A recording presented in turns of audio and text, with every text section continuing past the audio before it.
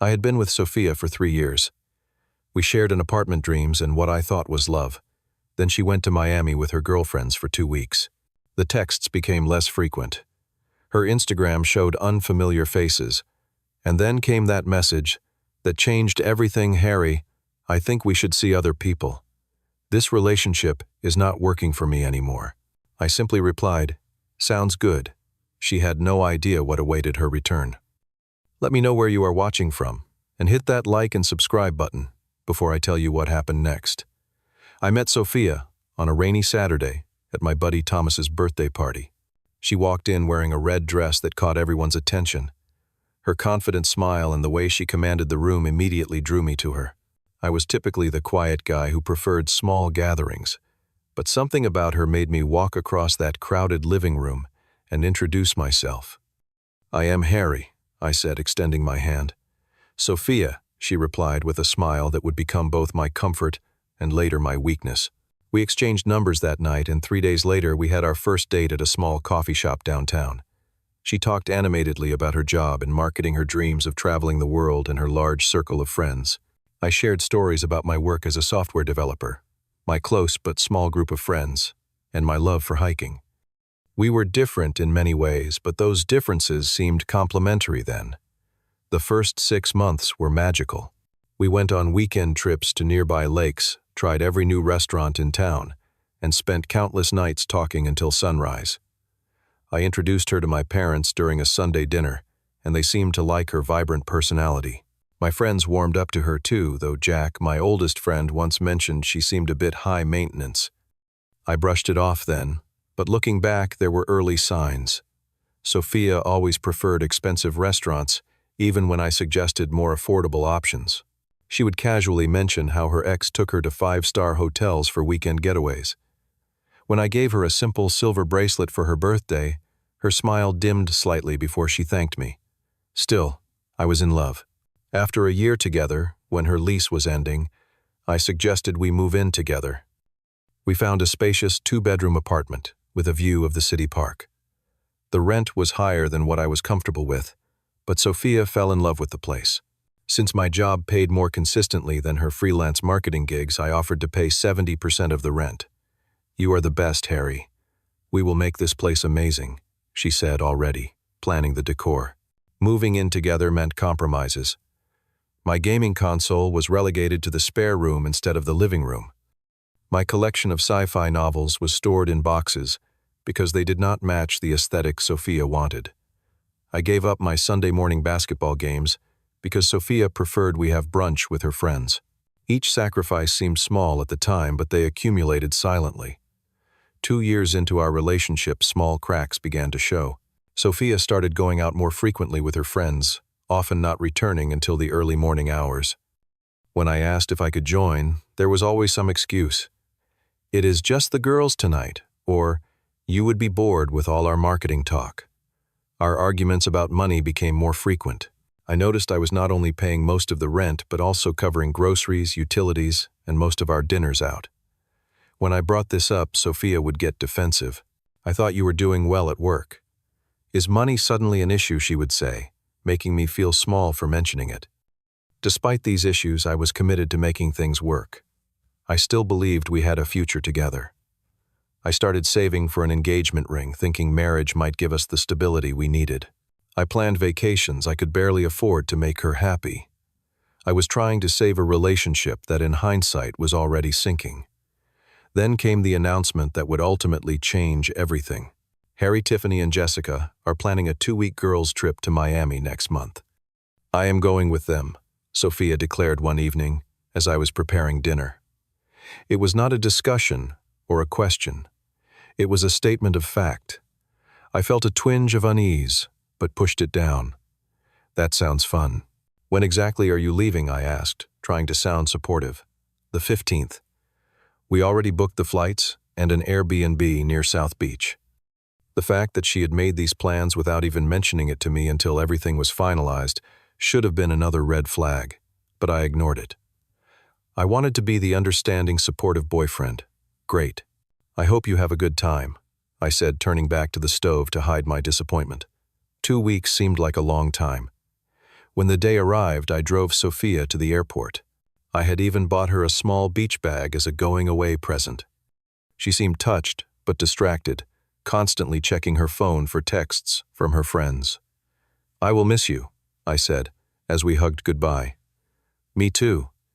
I will call you tonight when we get settled," she replied already, looking past me toward the security checkpoint. The first few days of Sophia's trip followed the expected pattern. She called each evening, showing me the views from their rental, describing the beautiful beaches and detailing their shopping excursions. I missed her but was happy she seemed to be enjoying herself.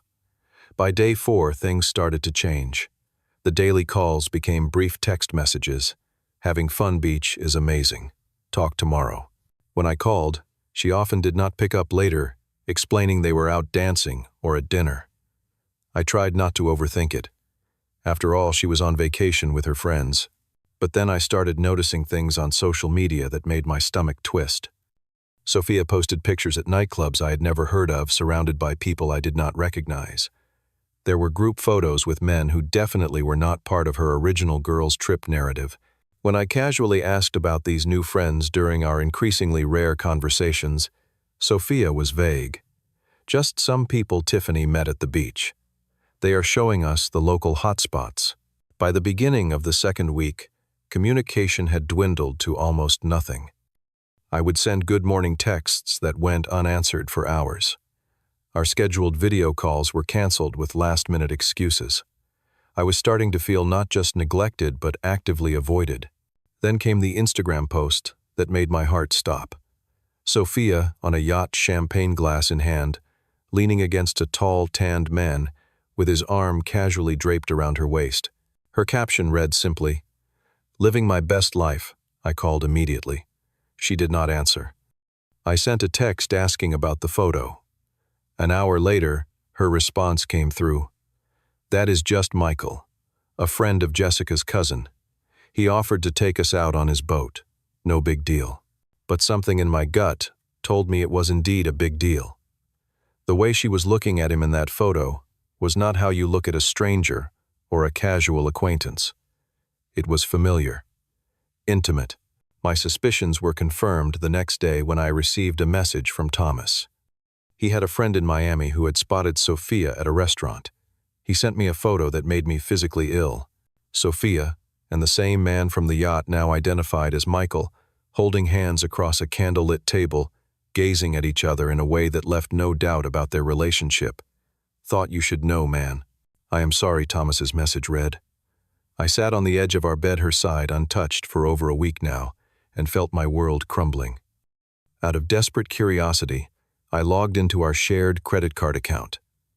There it was a charge for dinner at an upscale restaurant in Miami Beach, $347.88 made 2 nights ago. A dinner for 2, not a group, outing with girlfriends. That night I did not sleep. I paced our apartment looking at photos of us together, remembering moments I thought were genuine. Had she been unhappy all along? Was there something I could have done differently? Or was I simply a convenient placeholder until someone more exciting came along? As the sun rose, my phone buzzed with a message. It was Sophia. "Harry, I have been doing a lot of thinking. I think we should see other people. This relationship is not working for me anymore." The words hit me like a physical blow, not because they were unexpected at this point, but because of their casual cruelty. 3 years reduced to a text message while she was in another man's arms. No explanation, no apology. Just a dismissal. I sat there, staring at my phone, unable to breathe. Everything we had built together, all the sacrifices I had made, all the love I thought we shared, dissolved in a few tapped-out words on a screen. I read Sophia's message again and again, each time feeling a new wave of pain wash over me. But as minutes turned to hours, something else began to emerge from the wreckage of my emotions. Clarity. This was not the first time Sophia had taken me for granted. It was just the most blatant. I thought about all the times I had compromised my needs for hers, all the times my concerns were dismissed, all the money I had spent trying to make her happy, while she gave little in return. I pulled up my banking app and began calculating. Over the past 2 years, I had contributed 82% of our shared expenses. 82%. The number stared back at me, a stark representation of the imbalance in our relationship. In that moment, something hardened inside me. I deserved better than this. I deserved someone who valued me as much as I valued them. Someone who saw our relationship as a partnership, not a convenience. I picked up my phone and typed the simplest response I could muster. Sounds good. Take care. No arguing, no begging, no lengthy explanations, just acceptance and a quiet dignity that I would later recognize as the first step in reclaiming my self-respect. Then I called Jack and Thomas. They came over within the hour, bringing pizza and beer. I explained the situation, showed them the evidence of Sophia's betrayal, and then told them my plan. I am moving out, today, before she gets back. They exchanged glances, then nodded in unison. Where do we start? Jack asked. We began by making an inventory. Items that were clearly mine went into one list. Things we had purchased together went into another. I decided to leave behind anything we had bought jointly, except for my television, which I had paid for entirely. The next morning, we rented a small moving truck and bought dozens of cardboard boxes. For 3 days, we worked methodically. Clothes were folded and packed. Books were carefully boxed. Kitchen items were wrapped in newspaper. With each item I removed from our shared space, I felt a strange mixture of grief and liberation. There were difficult moments. Finding the ticket stubs from our first concert together, tucked in a drawer. The framed photo of us in the mountains that had sat on my bedside table. The sweater she had given me for Christmas, which still carried a trace of her perfume. Each triggered memories that threatened to weaken my resolve. But there were also moments of surprising strength. Rediscovering books I had loved, but packed away because Sophia thought they cluttered the apartment. Finding my old basketball that had been relegated to the storage closet. Small pieces of myself that had been compromised or hidden during our relationship. By the 3rd day, my belongings were loaded into the truck. I did one final sweep of the apartment, making sure I had not forgotten anything important. In the kitchen, I left an envelope containing my portion of the rent for the final month of our lease.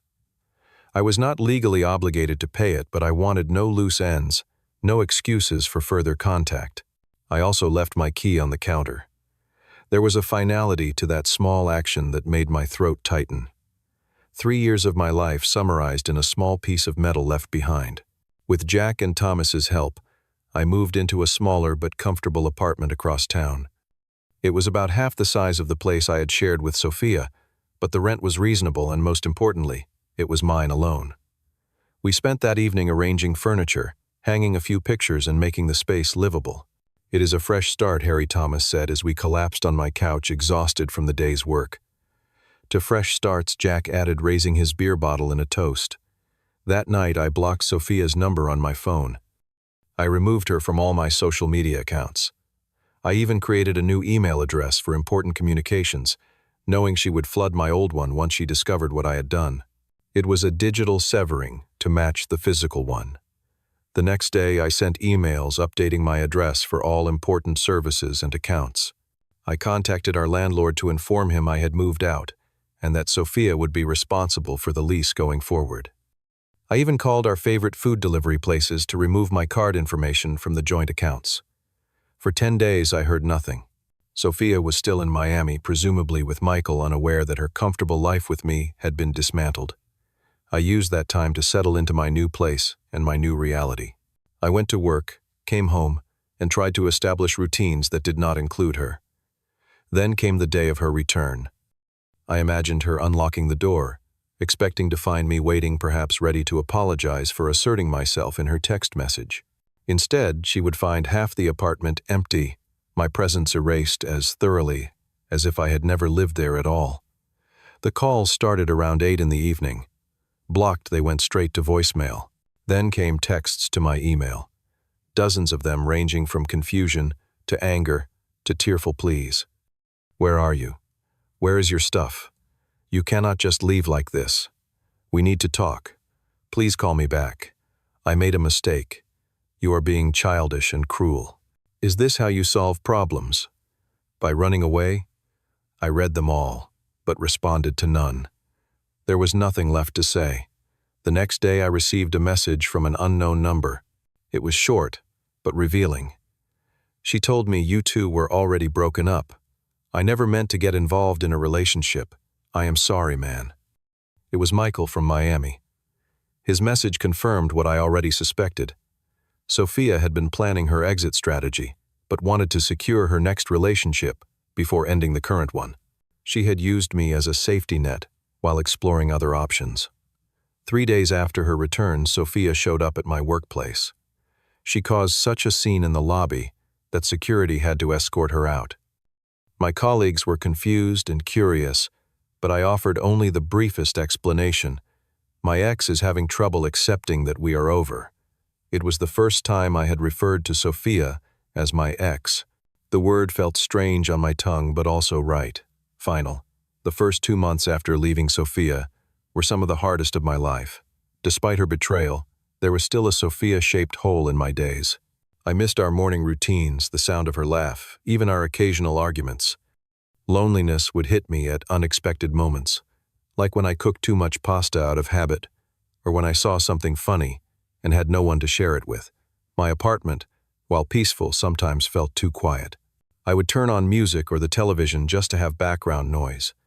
I slept on one side of the bed as if leaving space for someone who would never return. But amid the difficulty, I began to rebuild.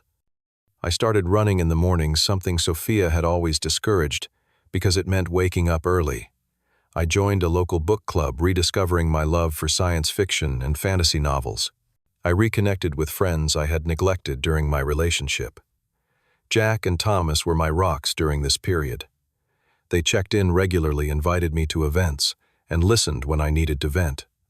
They never said "I told you so," even though they had both expressed concerns about Sophia in the past. After particularly rough nights when memories would keep me awake and second-guessing my decision, I decided to seek professional help. The therapist helped me understand that my relationship with Sophia had been unbalanced from the start. I had been giving more than I received, not just financially, but emotionally. "You deserve reciprocity in relationships," my therapist told me during one session. "Love should not feel like constant sacrifice." Those words became something of a mantra for me. I started recognizing patterns in my past relationships where I had prioritized others' needs above my own. I began practicing setting boundaries in all areas of my life, from work to friendships. It was uncomfortable at first, but gradually became easier. 3 months after our breakup, I ran into Sophia at my favorite coffee shop. I had just finished a morning run and stopped for my usual black coffee. She was sitting alone by the window as if waiting for someone. When she saw me, her eyes widened and she immediately stood up. "Harry," she said, her voice softer than I remembered. "Can we talk?" I considered walking away, but something in me wanted closure. I nodded and sat down across from her. Up close, she looked different somehow. Still beautiful, but the confident glow I had always associated with her was dimmed. I made a huge mistake. She began reaching for my hand across the table. I kept mine firmly around my coffee cup. Michael was nothing. A vacation fling. As soon as I got back and saw you had left, I realized what I had thrown away. "And what was that exactly?" I asked, my voice steady. "Us. Our life together. The future we were building," she said, tears forming in her eyes. "I miss you so much, Harry. I miss our apartment, our routines, everything." I noticed she did not say she missed my company specifically, or the way I made her laugh, or any of the unique things that made me who I am. She missed what I provided: stability, comfort, a dependable presence. "I am sorry, Sophia," I said, and I meant it. "But what we had was not healthy. I gave too much, and you took too much. I deserve more than being someone's safety net or backup plan." "That is not fair," she protested, tears now flowing freely. "I made one mistake. It was not just Miami," I replied calmly. "It was 3 years of imbalance, 3 years of my needs being secondary. I cannot go back to that." We talked for nearly an hour. She alternated between apologies, accusations, and pleas for reconciliation. At one point, she mentioned that she was struggling to afford the apartment on her own, which confirmed my suspicion that practical concerns were driving her regret as much as emotional ones. When I finally stood to leave, I felt an unexpected sense of peace. "I truly wish you well," I told her. "But we are done." Walking away from that cafe, I felt lighter than I had in months. I had faced my pain directly and come through it stronger. A year passed. I received a promotion at work that allowed me to put a down payment on a small condo. I expanded my social circle through a hiking group and volunteering at the local animal shelter. I even started dating again casually at first, then more seriously when I met Amanda at a friend's dinner party. Amanda was different from Sophia in almost every way. Where Sophia had been demanding, Amanda was considerate. Where Sophia had taken, Amanda gave. Most importantly, Amanda respected boundaries, both hers and mine. We built our relationship on honesty, mutual support, and equality. 6 months into dating Amanda, I saw Sophia at a restaurant with a new man. Our eyes met briefly across the room. She gave a small, uncertain wave. I nodded politely in return before turning my attention back to my date. I was surprised to realize I felt nothing beyond a vague curiosity about her life. The pain that had once consumed me had faded to a distant memory. That night, as Amanda and I walked home hand in hand, I reflected on how much my life had changed since that text message from Miami. The relationship I thought would break me had instead forced me to grow. The ending I feared would destroy me had instead created space for something better. I had learned that self-respect is not selfish, but necessary. That walking away from someone who does not value you is not giving up but moving forward. That sometimes the bravest thing you can do is simply say, "Sounds good," and mean it. Looking at my journey now, I realized that losing Sophia was not the tragedy I thought it was. It was the wake-up call I needed to find myself again, to discover what I truly deserved in a relationship, to learn that being alone is far better than being with someone who makes you feel lonely. So if you are watching this and struggling with a relationship where you give everything and receive little in return, know that there is strength in walking away. There is power in protecting your peace.